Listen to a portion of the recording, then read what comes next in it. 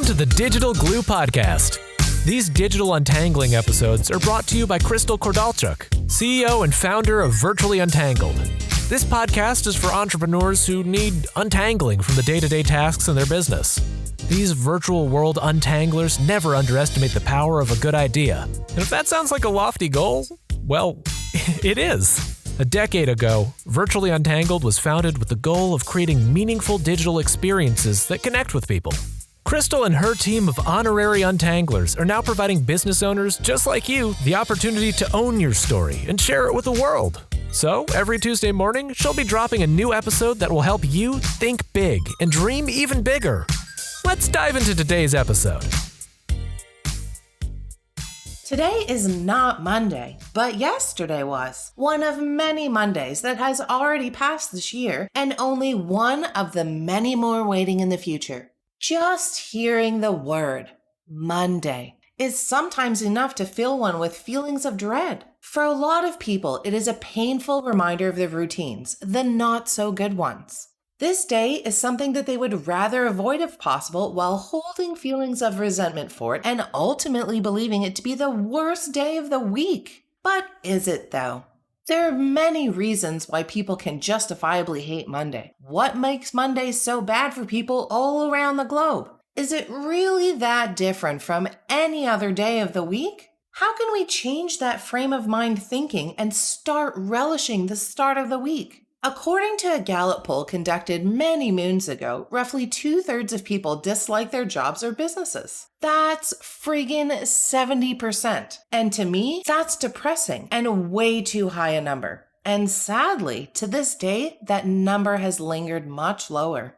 If this is you, hating Mondays, then let me say, you cannot go through accepting that 5 out of every 7 days are going to be spent doing something undesirable. If you're listening to this podcast episode right now in an environment that is not stimulating to you, why are you even there to begin with?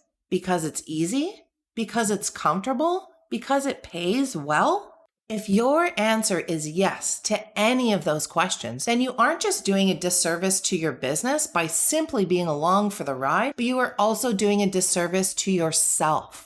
Strong words, but they are true and needed to be said. When it comes to justifying how you spend 35 to 50 hours of your week or more, you must face the truth, and the sooner the better. And no words could be uttered any truer than those by Germany Kent. Your Monday morning thoughts set the tone for the whole week. See yourself getting stronger and living a fulfilling, happier, and healthier life. Having a hate-on for Mondays is a mindset, and to stop having this hate-on, your mindset needs to be changed. Before you can turn the situation around, you have to dig a little, or a lot, to understand why you have a hate-on for Mondays so much. Here are some possible reasons. Your work is not challenging or stimulating enough. You're not getting paid enough to cover much beyond the basic necessities. You work with people who do not respect or appreciate your contributions. You do not receive credit for the work that you do. You are expected to work far too many hours per week. You feel you have no control over your work environment. You're not prepared for Monday and feeling overwhelmed. Monday means you're doing it all over again. Everything on that list sounds unbearably depressing, doesn't it? Some of these very descriptions applied to me at one time. Fortunately, I was able to pursue my passion for creativity and develop some new skill sets in the land of all things digital. I was able to combine the two kinds of work as a cohesive package of service offerings, and I sensed that I could build my own instead of working for corporate companies that would funnel the work to me. My income would have been quite limited had I chosen that path. Luckily, I had already started a freelance business on the side many moons ago, so I didn't have to launch an entirely new business from scratch. Is that something you could consider doing? Laying your foundation by creating a side gig or a full-time one? I'm not a career counselor or a life coach, so during my early transition from the land of 9 to 5 to the virtual world working for myself, I consulted a professional career and life coach, and let me tell you, that made a huge difference. It's sometimes hard to be objective about your own situation. It can take an outsider to see the answers that are already lingering right in front of you. It can take a coach to encourage you and help you believe in yourself. Talking with a professional can bring insight and clarity. Your biggest pain point could be the routines you partake in. Way too many people become slaves to their routine when consciously or not. So instead, they place the blame on the things they simply can't fight back or convince them otherwise. And in this case, that just happens to be poor old Monday.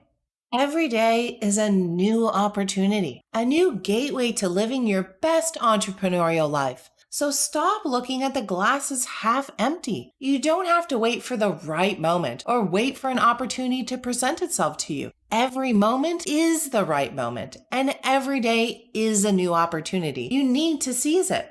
I guess what I'm getting at here is Monday. It's not the bad guy. The core problem of all this dread and unhappiness is you. Sorry to say it, but it needed to be said. It's truthfully not that difficult to make a mindset adjustment to this single day once you start making better choices and changing up your ragged routine. Plus, it's wasting all your precious time by making all your Mondays less than outstanding. Trust me, it's simpler than you think. Ready to get rid of your Monday blues? Here's 2 things you can do right away. Number 1, find a coach or a mentor. If you can't afford the expense, set aside a few dollars a week until you can. Get recommendations from friends or from your network. This money will be well spent, and you'll save yourself time and agony by taking this key step. If you are concerned about finding the right coach, which most are, as there are tons of faux experts out there, select a few from the recommendations you were given and conduct a brief interview with each of them. You can say something like, "Before I make the appointment, I need to ask you a couple questions to see if you're the right fit for me." If they're not willing to answer a brief question or two, move on. Number 2, figure out your true passion. You need to be working towards something you are passionate about. That alone is a huge incentive to keep you going. It's also the topic of an entire blog entry by itself, and I've written about it before. Over the summer months, I came across a special edition Time magazine called The Power of Positive Thinking: Why Attitude Matters.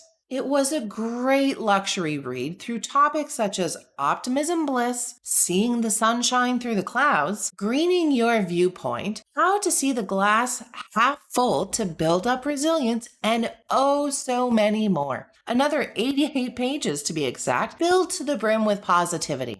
Now, even though my team and I are already regularly practicing many of these things, it was still an eye-opener to how important all this positive thinking stuff really is.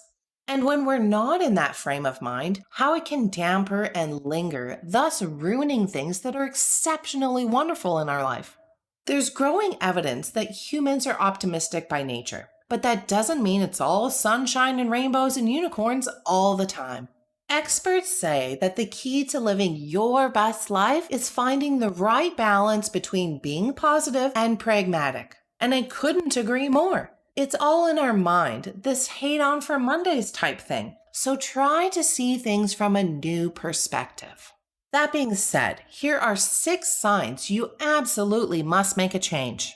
Number 1. The only item on the list that we just talked about that may appear completely hopeless is number 3, working with people who do not respect or appreciate your contributions. You probably need to move on, then begin the process of getting to where you really want to be. Number 2. As for everything else on that list, I recommend you talk openly with your peers, mentors or coach, family, and other like-minded entrepreneurial friends if they are all receptive. Even if your path will soon lead you away from your business offerings, you do not want to spend another week being completely miserable. Do not assume you know what these lovely peeps of yours are going to say, even if you're right. Give them the opportunity to surprise you. Number 3, creatively find ways to improve your situation while you plan your next steps, goals, and long-term dreams. If you happen to enjoy any aspects of your business, focus on those. If you're bored to death, search out additional and more stimulating projects, ideas, and responsibilities. Number 4, recall aspects of other jobs you have enjoyed and try to incorporate some into your current business plan.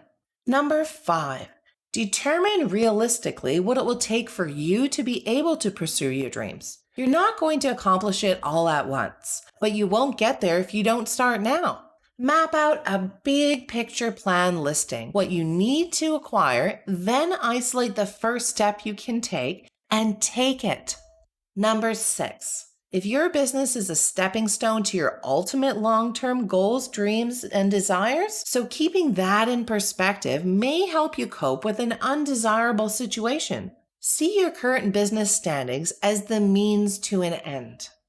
Now, I can't tell everyone to become an entrepreneur. While that was the answer for me, it's not right for everyone. You must be incredibly organized, disciplined, determined, resilient, and persistent to make it all work. You must find your passion, make it your life's work, and make it work for you. Your greatest weapon against the stress and anguish over hating Mondays so much is your ability to choose one thought over another. This isn't wishy-washy hogwash. You get the choice to wake up and be grumpy every single Monday. Or you can wake up with blissful optimism and say, just what is this beautiful new day going to bring me? So don't envision every week as a sprint, enduring it with the hopes that one day you'll be done and you can finally enjoy it and relax. You're doing it all wrong. You're missing the entire journey. You are aiming for something that doesn't actually exist. Fulfillment is found along the way, not in a treasure chest at the end of a rainbow. That being said, I do know this. You are stronger than you think you are, and Mondays, they really aren't that bad. And that's a wrap. Virtually Untangled is a full-service business, which means they've got you covered on design and content right through to digital and organization. You'll form a long-lasting relationship with them as collaboration is central to everything they do. Now it's time to seize the moment and become inbox friends. It's easy to do. Just hop on over to virtuallyuntangled.com or their Facebook page to opt in and receive instant access to the most inspirational ride of your life. So what are you waiting for? Become inbox friends with VU. Until the next episode, keep untangling.